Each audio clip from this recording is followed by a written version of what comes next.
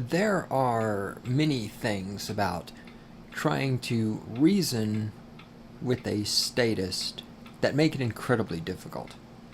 And greetings, this is the Great One himself of the Cynical Libertarian Society. This is an Anarchy Moment. One of the things that makes reasoning with a statist so difficult is that they don't understand the context they don't understand the concept of context and history. Maybe you could say they don't understand the context of context. And here's an example of what I'm talking about. If you are unfortunately talking to a statist and you say anarchy, don't need government, yada, yada, yada, after they finish screaming about the roads, they'll also get around to, but if there was no government, everyone would be criminals. People would all be out running and raping and women and murdering and all this other stuff. The Hobbesian thing. We have to have the social contract because life is short and brutish and yada yada. And without the government, everybody would just be out killing everyone for themselves. And they think that, so you say anarchy. They say roads, and then they say everybody would kill other people. And they think they've made this brilliant response because they don't understand context, and they don't understand history, and they don't understand the past. They believe that things just sort of fall out of existence or fall into existence out of nowhere, just sort of magically, and poof, and there's no backstory.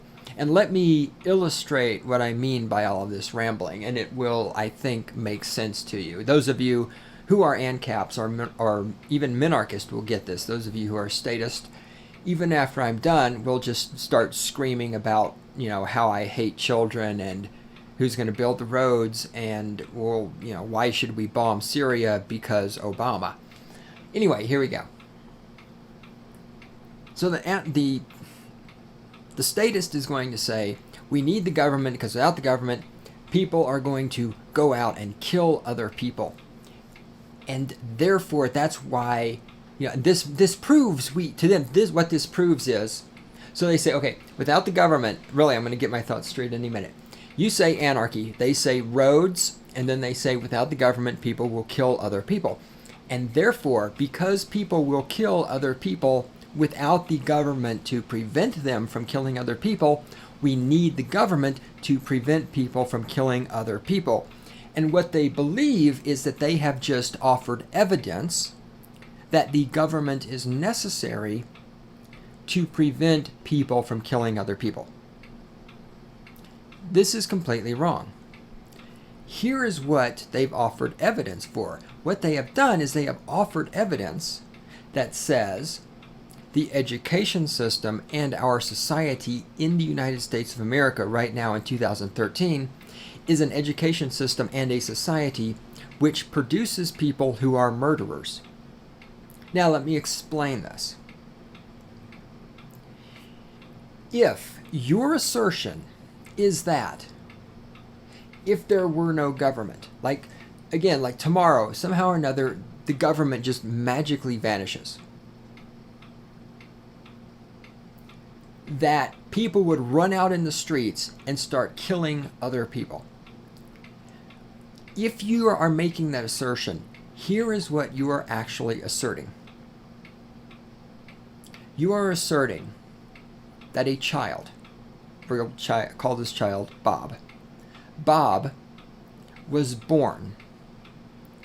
Bob's mother, who had 12 years of public education and possibly some college, and had spent her entire life in the society of the United States of America, raised him. Bob may or may not, in this day and age, have had a father. If Bob did have a father, his father had 12 years of public education, probably some college, and his father was also raised and shaped by the society we live in.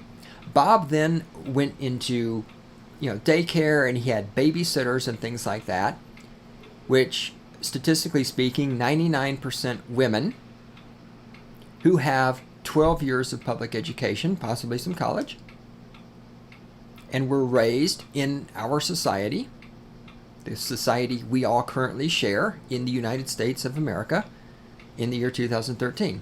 Bob then went to public school. Public school is a system. It is a miniature society within a society which is strictly controlled by the government. And the public school system at the K through 12 is predominantly controlled in the classroom environment by women. Most K through 12 teachers are women.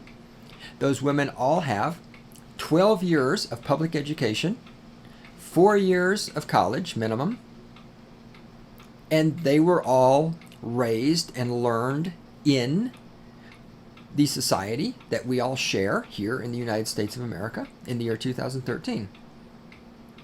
Bob then leaves that system and goes to college. He spends 4 years in college getting more education from both men and women, all of whom have 12 years of public education and a minimum of 4 years of college, many of them 6 years of college, 8 years of college, perhaps even 10 or 12 years of college, many of them holding PhDs. Bob has now had 16 years of formal education process controlled by the state.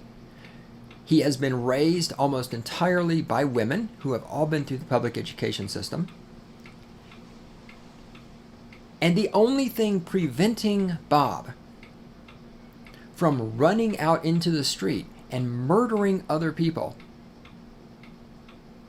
is the fact that your Lord and Savior, Hussein Obama, is in the White House.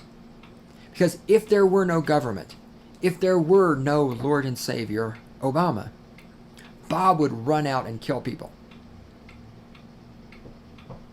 When you make that argument, you are not arguing, you are not presenting evidence to support a thesis that says, without the government, people will kill other people. The thesis you're supporting with your evidence is that our society and our education system creates people who are murderers.